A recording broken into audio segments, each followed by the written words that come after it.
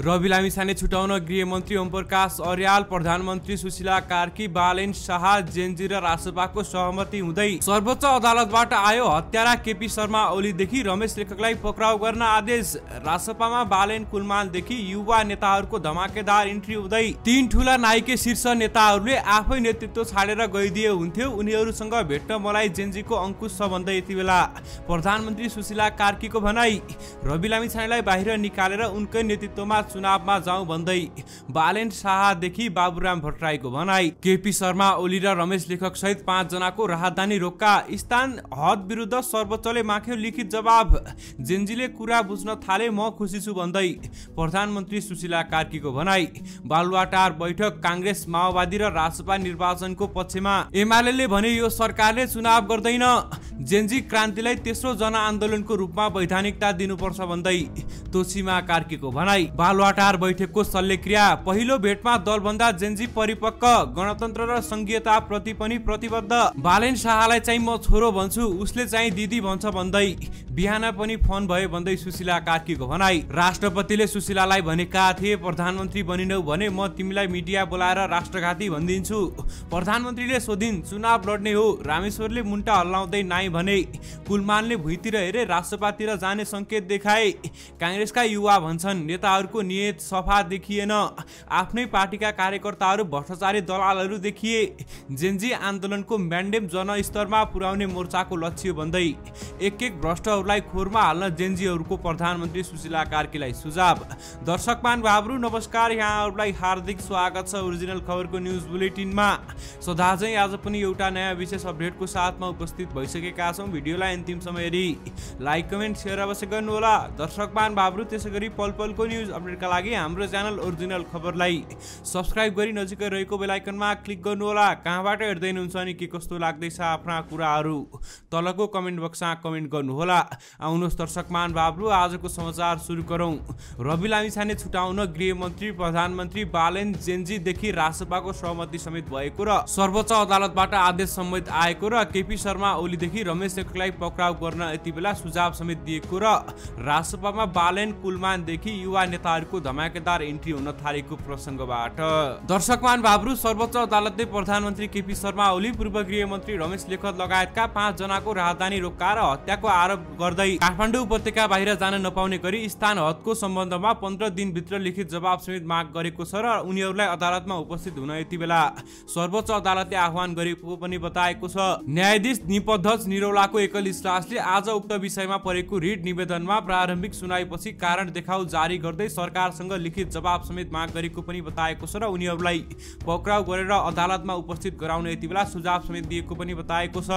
अधिवक्ता डाक्टर प्रेमराज सिलवालदेखि यही कार्तिक 12 गते दायर गर्नुभएको थियो। रिट निवेदनमा एमाले अध्यक्ष एवं पूर्व प्रधानमन्त्री केपी शर्मा ओली र पूर्व गृहमन्त्री रमेश लेखक लगायतमाथि गैर कानुनी कार्य आदेश र पत्रहरू खारेज गरी संवैधानिक र कानुन अधिकारको संरक्षण गर्न अन्तरिम आदेशको माग गरिएको थियो भने तर अन्तरिम आदेश भने जारी भएको थिएन। गत भदौ 23 र 24 गतेको घटना सम्बन्धी जाँचबुक आयोगले पूर्व प्रधानमन्त्री केपी शर्मा ओली र पूर्व गृहमन्त्री रमेश लेखक सहित 5 जनाको राहदानी रोक्का गर्न दिएको सिफारिस बमोजिम सरकारले स्थान हद तोक्ने र राहदानी रोक्का गर्ने निर्णय गरेको थियो भने आयोगले पूर्व प्रधानमन्त्री केपी शर्मा ओली र पूर्व गृहमन्त्री रमेश लेखक सहित तत्कालीन गृह सचिव गोकर्णमणि दुवाडी, राष्ट्रिय अनुसन्धान विभागका तत्कालीन मुख्य निर्देशक हुजराज थापा र काठमाडौँका तत्कालीन प्रमुख जिल्ला अधिकारी छवि रिजालको राहदानी रोक्का गर्न सिफारिस गरेको थियो भन्दै बताएको छ भने उनीहरूलाई पक्राउ गरेर अदालतमा यसैगरी उपस्थित गराउन सर्वोच्च अदालतले आदेश समेत दिएको र सुशीला कार्कीले अब पक्राउ गरेर अदालतमा उपस्थित गराउने समेत निर्णय गरेको पनि बताइएको छ।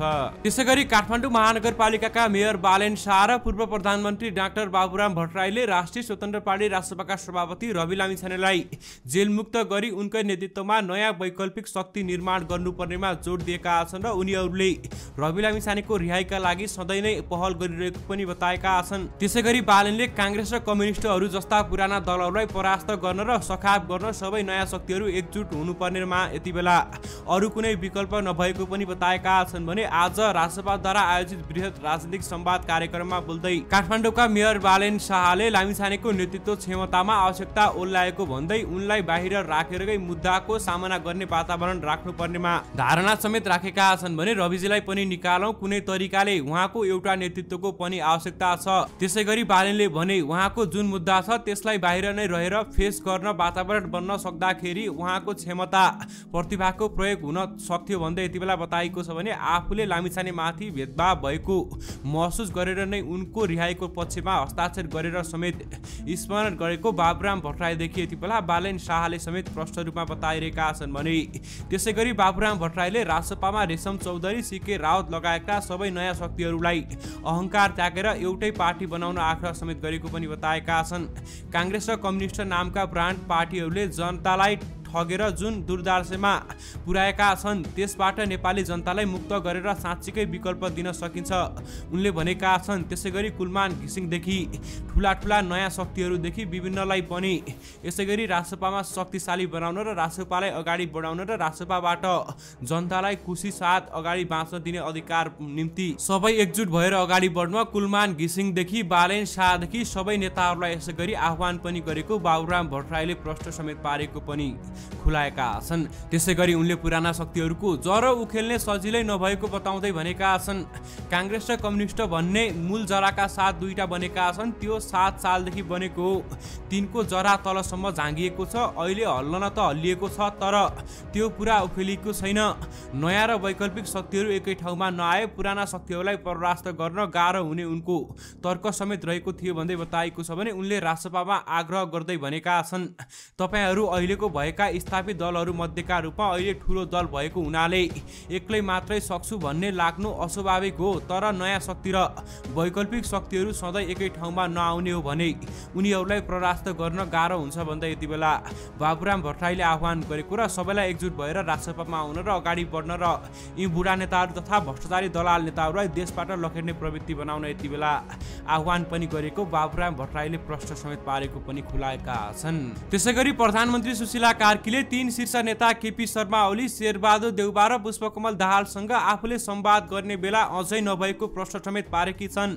प्रमुख सञ्चार माध्यमका सम्पादकहरूसँगको छलफलका क्रममा प्रधानमन्त्री कार्कीले ती शीर्ष नेताले चुनाव अघि नै आफै दलको नेतृत्वबाट बाहिरिएमा भइदिएमा हुन्थ्यो भन्ने आशय प्रकट समेत गरेको पनि बताएकी छन् र उनले यति बेला चेतावनी पनि दिएकी छन् र आफै नेतृत्वबाट पछि हटे आफ्नो ज्यान जोगाउन सबै प्रतिरक्षात्मक रूपमा लाग्नुपर्नेमा जोड दिन समेत यति बेला प्रधानमन्त्री सुशीला कार्कीले आह्वान पनि गरेकी छन् र शीर्ष नेतासँग संवाद नगरी कसरी चुनावको वातावरण बन्छ भन्ने प्रश्नमा कार्कीले उनीहरूले दलभित्रै निकास दिएर समयको आवाज बुझ्नुपर्ने बताएकी छन् भने कार्कीले शीर्ष नेतासँग भेट्न आफूलाई मन पनि नभएको र जेनजीहरूको अंकुश रहेको स्पष्ट समेत यति बेला प्रश्न पारेको पनि बताइरहेकी छन् भने प्रधानमन्त्री कार्कीले आन्दोलन के भनेर भएको थियो र युवाको माग के भएको थियो भन्ने नेतृत्वले बुझ्नुपर्ने र दलहरूभित्र पनि नेतृत्व परिवर्तन हुनुपर्ने बताइरहेका छन् भने यद्यपि शीर्ष नेताहरूले भेट्न चाहेमा स्वास्थ्यमा तथा स्वागत नै गर्ने उनको भनाइ समेत रहेको थियो। यद्यपि उनीहरूलाई भेट्न जेनजीहरूबाट अवरोध रहेको भने उनले स्वीकार समेत गरेकी छैनन् भन्दै प्रश्न रूपले बताएको छ।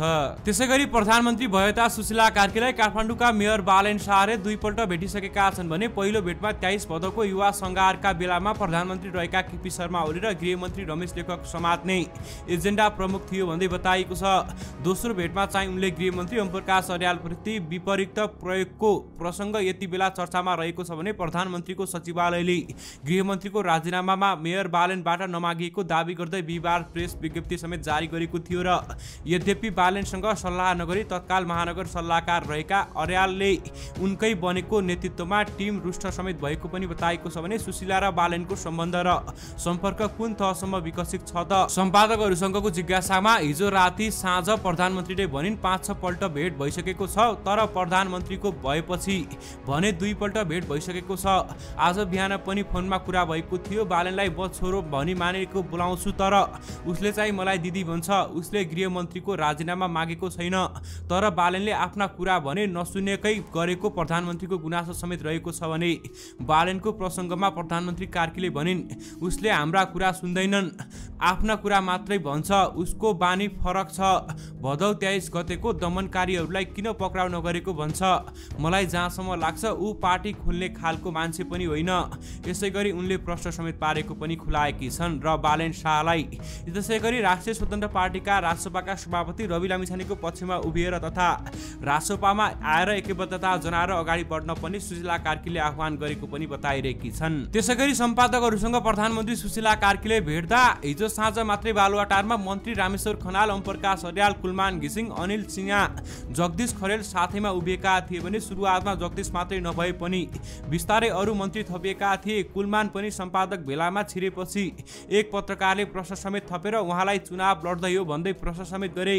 प्रधानमन्त्री कार्कीले आफूहरू चुनाव लड्ने योजनामा नरहेको र बरु सफल चुनाव गराएर बिदा लिने प्रष्ट रूपले भनेकी छन् र उनले आफ्नो भनाइमा मन्त्रीहरू कायम छन् कि छैनन् भन्ने पनि जाँच खोजिन भन्दै बताएको छ। म त लड्दिन, तपाईहरू चुनाव लड्ने हो र कार्कीले मन्त्रीहरूतर्फ हेर्दै सोधिन्, रामेश्वरजी लड्न चाहनुहुन्छ, कुलमानजी लड्न चाहनुहुन्छ भन्दै प्रश्न समेत गरिन् र कुलमान घिसिङ, रामेश्वर खनाल जस्ता व्यक्तिहरूले राजसभामा आएर सबै एकजुट भएर अगाडि बढ्ने समेत बताएका छन् भने अर्थमन्त्री रामेश्वर खनालले मुन्टो हल्लाउँदै नकर भाव जनाएर गृहमन्त्री अर्यालले सिहारेर तथा भुइँतिर हेरेर यसै गरी प्रधानमन्त्री सुशीला कार्कीलाई जवाब दिँदै उनीहरूले राष्ट्रिय स्वतन्त्र पार्टी राजसभामा सभामा जनाउने र राष्ट्रिय स्वतन्त्र पार्टीका कार्यकर्ताहरूसँग मिलेर अगाडि बढ्ने र स्वच्छ व्यक्ति तथा स्वच्छ जानकारी तथा स्वच्छ पार्टी बनेका कारण स्वच्छ पार्टीबाटै अगाडि बढ्ने उनीहरूले राय समेत राखेको पनि बताएका छन्।